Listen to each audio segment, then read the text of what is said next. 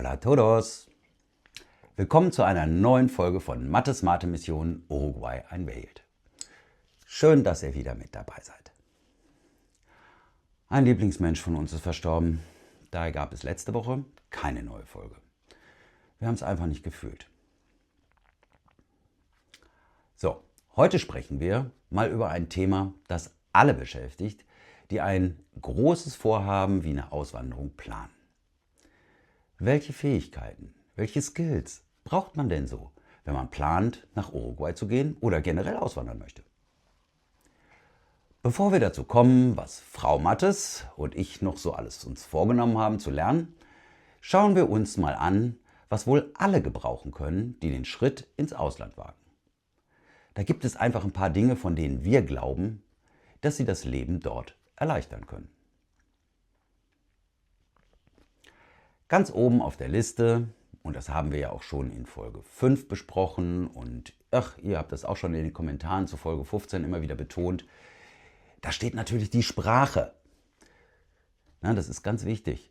Für Uruguay benötigen wir Spanisch und am besten mit dem Ohr für den Rio Platense Dialekt, den man in Uruguay spricht. Ohne die Sprache wird es halt echt kompliziert. Sei es beim Einkaufen, auf Ämtern oder einfach, wenn man mit den Leuten nur quatschen will und die Kultur verstehen will. Ja, KI wird unser Leben in vielen Bereichen verändern und hilft bereits heute schon, Sprachbarrieren zu überwinden.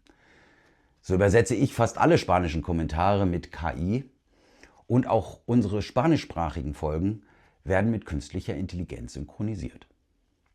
Natürlich ersetzt das das Sprachelernen nicht. Wir wünschen uns da ja auch den echten Austausch.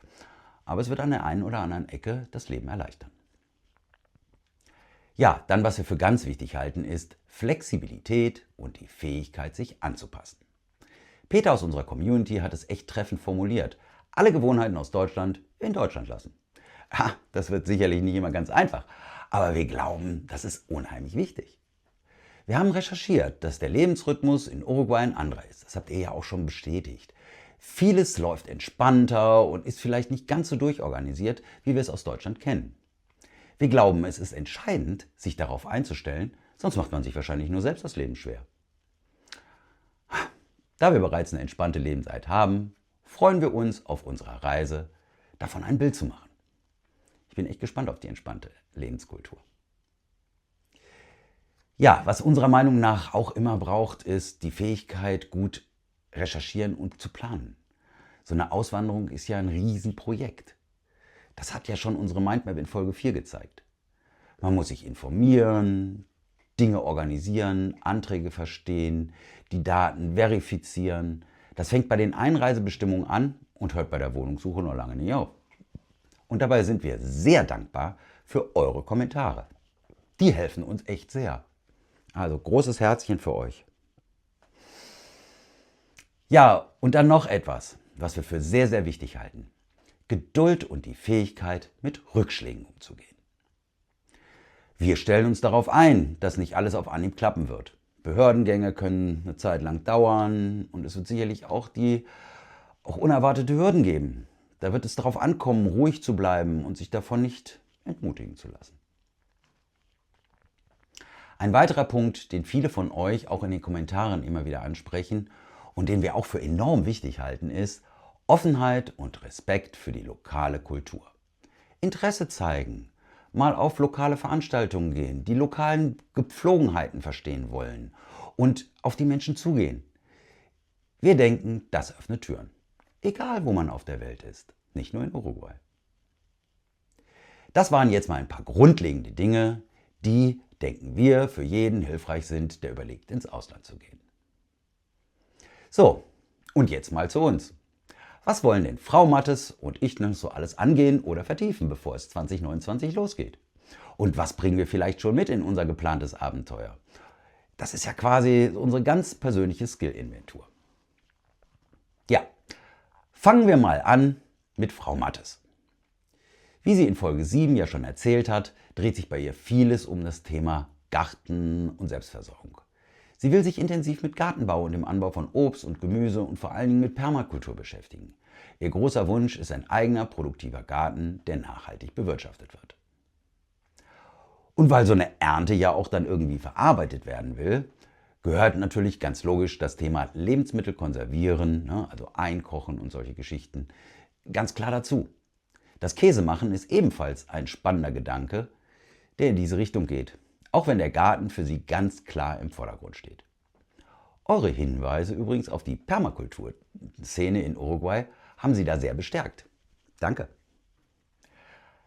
Ja, und neben diesen ganz praktischen Fähigkeiten bringt sie aus ihrem Berufsleben als Sozialpädagogin und Bildungsreferentin natürlich eine ganz andere, aber ebenso wichtige Seite mit. Eine Menge Erfahrung in der Kommunikation und Beratung. Ja, das ist also Frau Mattes Bereich. Ja, und was bringe ich jetzt in die Waagschale? Die Grundlage für unser ganzes Vorhaben ist natürlich die Planung. Viele von euch wissen ja, beruflich komme ich aus dem Projektmanagement. Das heißt, das Planen, Strukturieren von komplexen Dingen, das ist mir nicht fremd. Und so eine Auswanderung ist ja nur immerhin das Projekt schlechthin. Diese Erfahrung hilft mir enorm, bei all diesen vielen Punkten den Überblick zu behalten.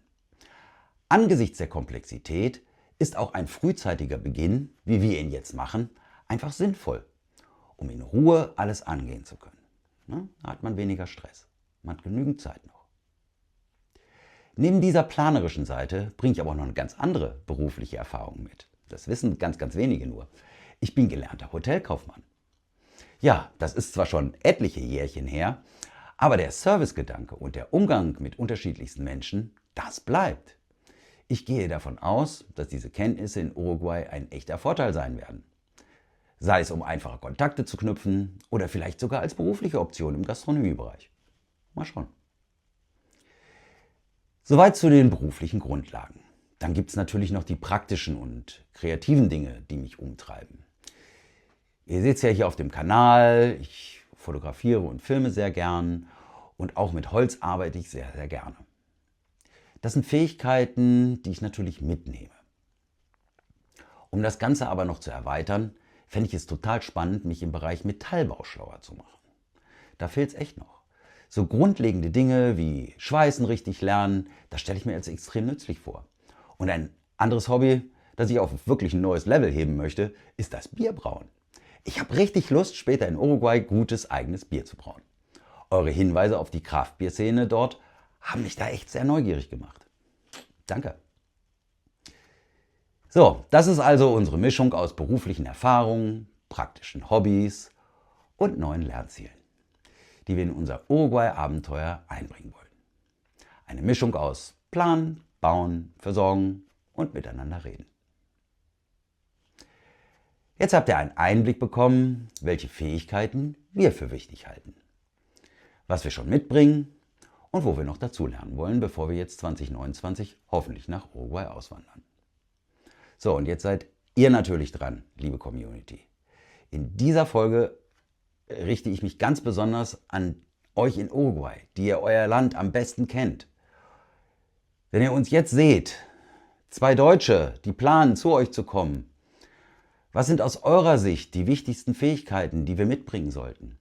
Gibt es vielleicht handwerkliche Dinge, die immer nützlich sind oder spezielle soziale Fähigkeiten, um gut anzukommen? Vielleicht gibt es ja auch typische Denkweisen von Deutschen, die wir am besten gleich hier lassen.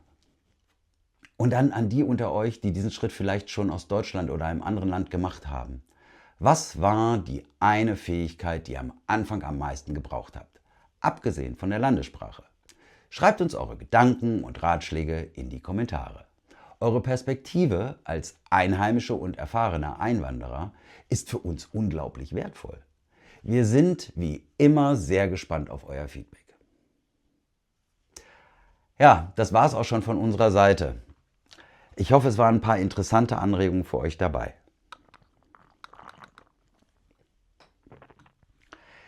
Wenn euch die Folge gefallen hat, lasst uns gerne einen Daumen nach oben da und vergesst nicht, den Kanal zu abonnieren, damit ihr auch in Zukunft nichts von unseren Mate-Missionen verpasst und uns auf unserem Weg begleiten könnt. Bleibt neugierig und bis zum nächsten Mal bei Mates Mate-Mission. Que les vaya bien!